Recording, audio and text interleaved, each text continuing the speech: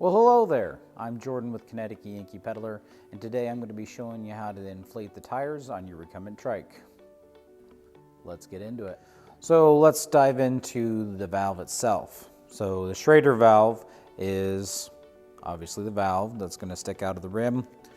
You've got the dust cover that prevents any gunk getting in, and then the core, which is on the inside. And that's the three components to the Schrader valve. Now, if you have a core that is gunked up, you can replace that as needed. So let's talk about Presta valves.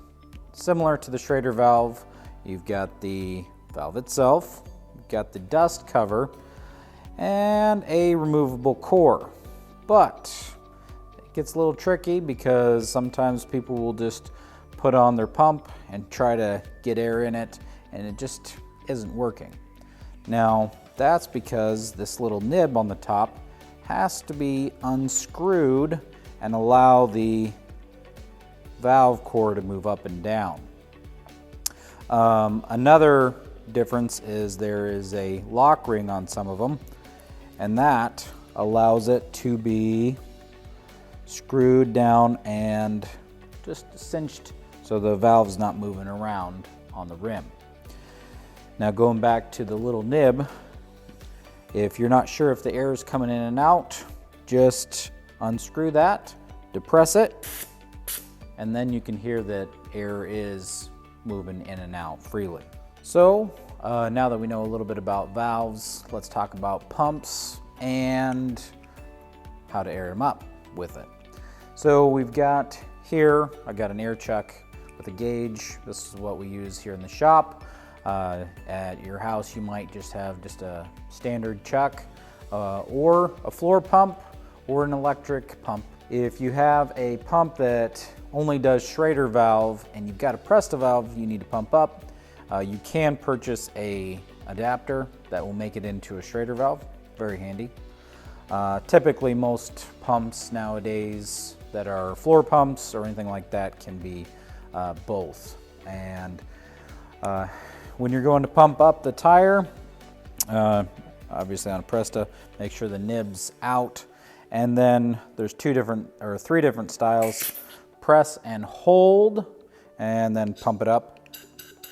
And then you've got the floor pump style where you're going to push on, and then there's a locking lever that you're gonna need to actuate, and that will hold into place while you're pumping. And then the third one is typically an electric pump or something like that, where you screw it onto the valve itself.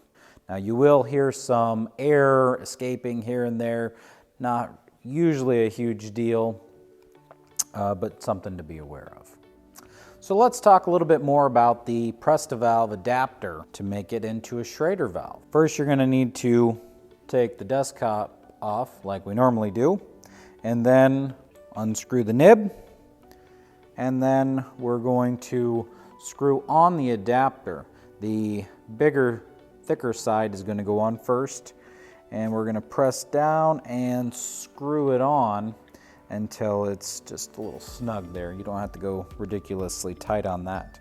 And then you're ready to use any pump that can do a Schrader. Now, you could leave it like this, and that's totally fine, and then put a dust cap on it.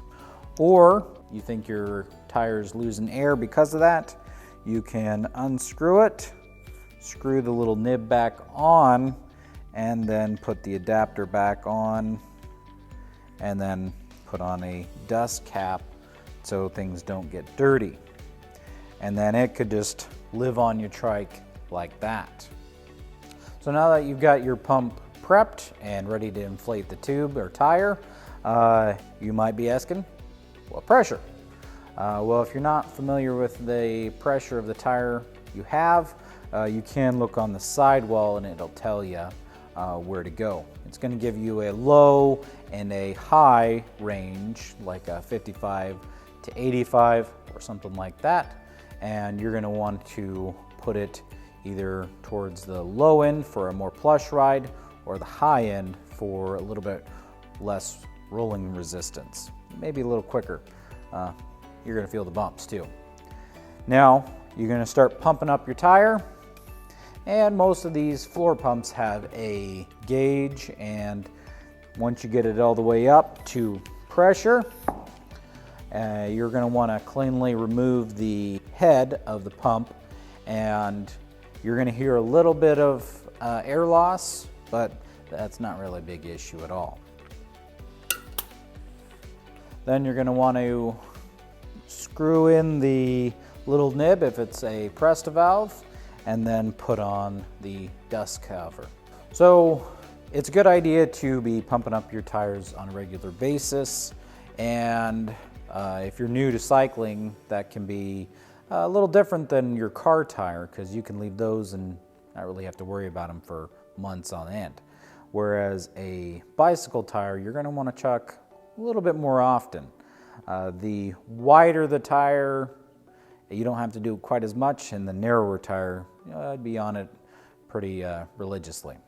Now, let's say you're out on a ride, you had a flat, and you only have a hand pump, and you can't get it all the way up to the exact pressure.